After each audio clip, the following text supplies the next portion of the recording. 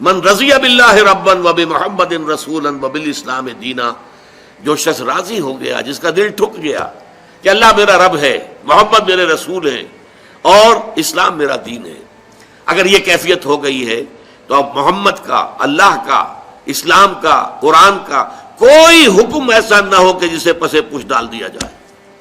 یہ استقامت، اطاعت سب سے پہلے۔ پھر ایک استقامت باطنی ہے، اللہ کی رضا پر راضی رہنا، جو کچھ ہو رہا ہے اللہ کی مرضی سے ہو رہا ہے۔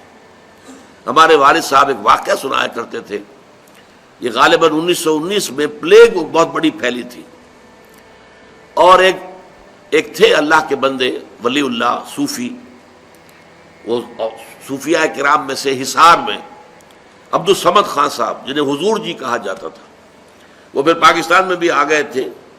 یہ جو مسجد ہے انارکلی کے چوک میں، مسلم مسجد، اس کا سنگ بنیاد انہی کا رکھا ہوا ہے۔ وہ حضرت جی، ان کے 2 جوان بیٹے تھے،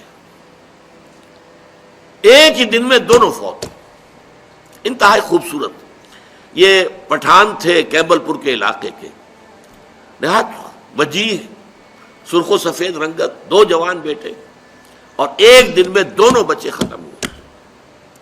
ہمارے والد صاحب بتاتے تھے کہ میں چشمدید گواہ ہوں کہ جب لوگ گئے ہیں، میں بھی گیا ہوں، میں نے دیکھا کہ حضرت جی عبد الصمد خان صاحب رحمت اللہ علیہ، ان کے چہرے پر ملال کا کوئی اثر نہیں تھا، اسی طرح دمکتا ہوا چہرہ، اسی طرح خوش و خرم۔ لوگ کہتے تھے حضور بڑا افسوس ہے۔ بھائی وہ افسوس کا ہے کا، اللہ کا مال تھا، اللہ نے لے لیا۔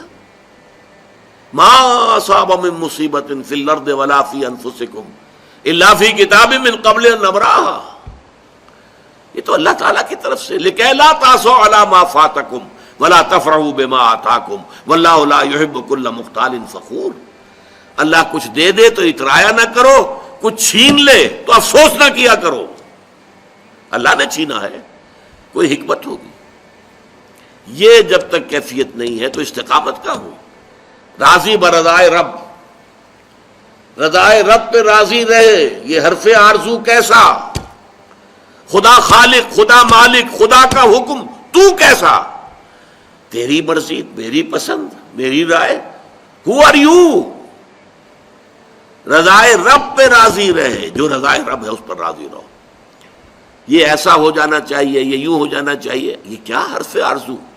وہ ہوگا جو اللہ چاہے گا، تم کاہے کی آرزو لگا کر بیٹھے ہوئے ہو؟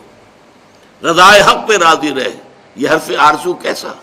خدا خالق، خدا مالک، خدا کا حکم، تو کیسا؟